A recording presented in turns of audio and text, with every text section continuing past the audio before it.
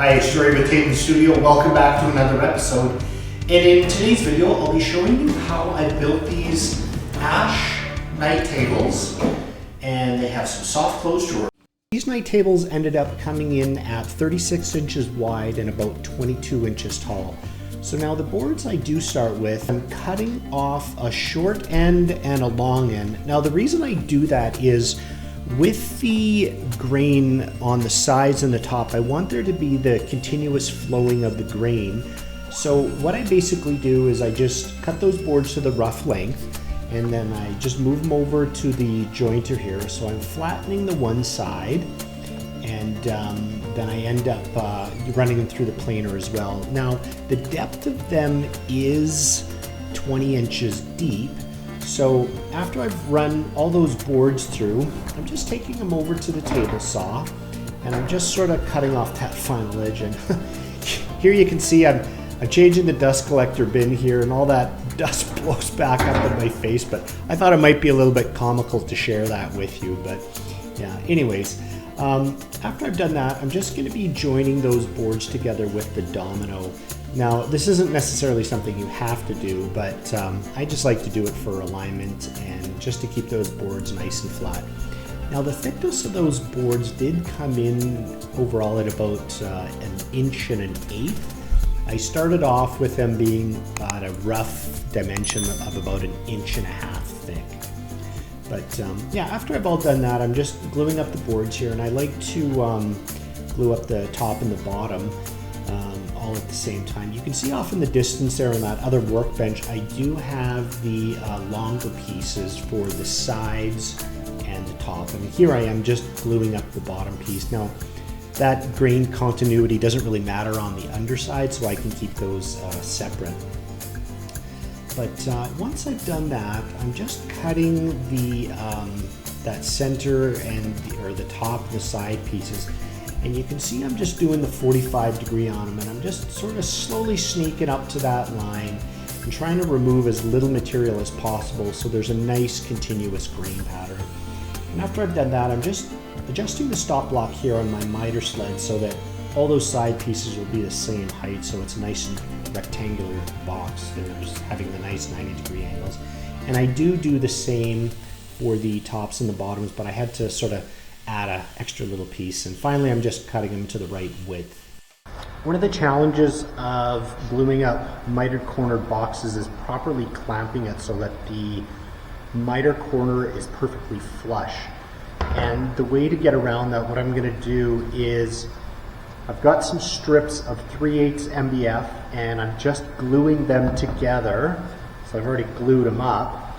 And what I'll end up doing is just cutting this at an angle, and then I'll attach this to each corner with an angle on it. Then I can squeeze it together with the clamps. You'll see once I get through it and see how I clamp it up, how that works. So yeah, there's those little pieces there, and I cut them at a 45-degree angle.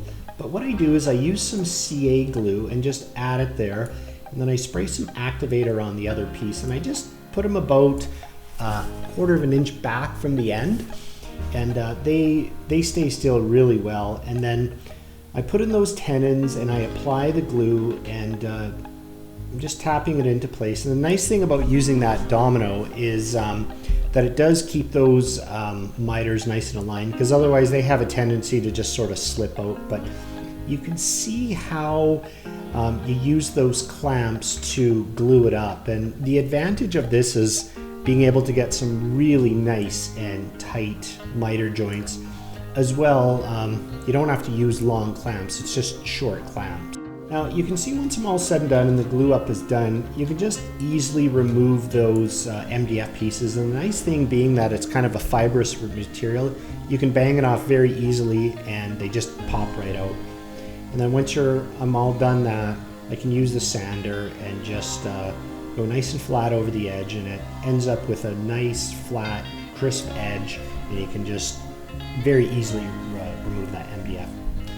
So here I am finally moving on to the drawers. Now I start off with a 1/2-inch sheet of birch plywood, but just rough cutting it with a the track saw, but you can see Toby's feeling pretty lonely, so he wants some affection from me, so I'm just kind of giving him a little scratch here. But yeah, after I've broken down that sheet, I just bring it over to the table saw and I start breaking down all those pieces, and I'm just cutting them all to the right length. And well, I think they're the right length. You'll see pretty soon here how I kind of blundered up. But yeah, I'm just doing the dados on all those pieces, and it's just a pretty simple box construction. But after I've done that, I'm just doing the final sanding here.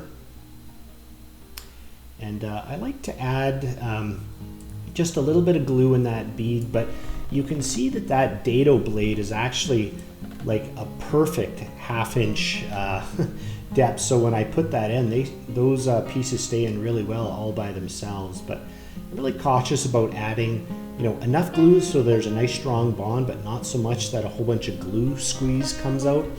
Because trying to pull out glue squeeze out in corners is very difficult. I mean, you can use a chisel, you can try to get sandpaper, but I just find if I take my time and I'm just cautious right off the bat and just, you know, not apply too much glue, it makes my life much easier at the end. But and I'm just putting them in the clamps here, and you can see it's just kind of a bit of a process going in. And the nice thing about those tight grooves is that that box stays in place pretty well. So just kind of going around and making sure that all the gaps are closed and cleaning off all that extra glue squeeze out.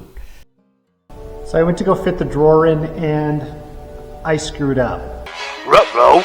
The gap is too big here, so I must have, I don't know, calculated wrong when I was taking into account the putting in the dado and the rabbit. I don't know what I did. But anyways, it's off by a full inch, so I've cut a couple strips here, and I'm just going to end up mounting the drawer slides. Just going to space it on each side, and then I'll mount it. There's a bit more of a gap, but it's still fully functional. So yeah, I'll just go ahead and attach the drawer slides and get going. So I like to use these Craig jigs. It helps keep the drawer slides in. Now these are undermount drawer slides, and I find they work really nice, but you just got to be careful about the spacing, because as you saw, I kind of screwed up on the drawer width, but it's no big deal. We only lost about an inch width, but I'm just putting the clips underneath, and I just go and do the test fit, and yeah, they go in nice and smooth, and just kind of adjusting the back and making sure it goes in well. But once I'm all done those, I'm just moving on to the base pieces, and it's just basically a rectangular box that just comes up about 1.5 inches. Now the customer did request that it doesn't come up too high, because they didn't want to have to try to get their vacuum under there. So I'm just cutting those pieces and just cutting them to the right width here, which is 1.5 inches. And then after I've done that, I just bring all those pieces over to the miter saw, and I'm just cutting them to the same length. So when it did come to the underside, I think I spaced it in about 1.5 inches on the sides and the front. Now I'm just using my domino again for the joinery, and I find it works really well with this kind. It's just this mortise and tenon. Yeah, just applying the glue and putting it in the slots and putting it on the tenons, and yeah, it comes together really well. And you can see that it's a really simple, straightforward assembly. Just some glue, and I use some clamps, and it comes together really well. So finally I'm moving on to the finishing process.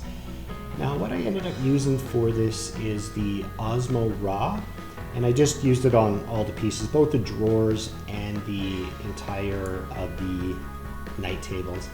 Now I just finish off the drawers, and when I'm all done with it, I take some shop towels, some lint-free ones, and I just remove all the excess finish, because I find if you leave them on kind of heavy, it kind of glops and it doesn't look too good.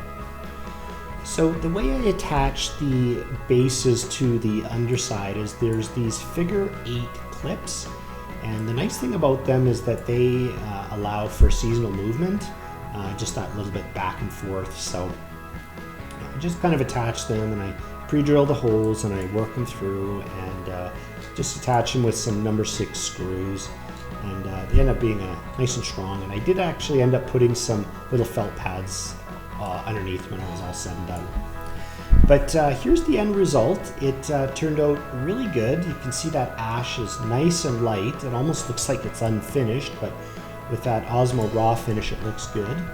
And you can see how those drawers, they just slide really well. And you can see those miter joints being really nice, and it's a nice continuous grain pattern. But yeah, that's pretty much the end of the video. I appreciate you watching it to the end. Now, if you haven't subscribed to my channel, please do so. It helps me bring out more content much more regularly. But have a great rest of your day, and we'll see you on the next video. Take care. Bye.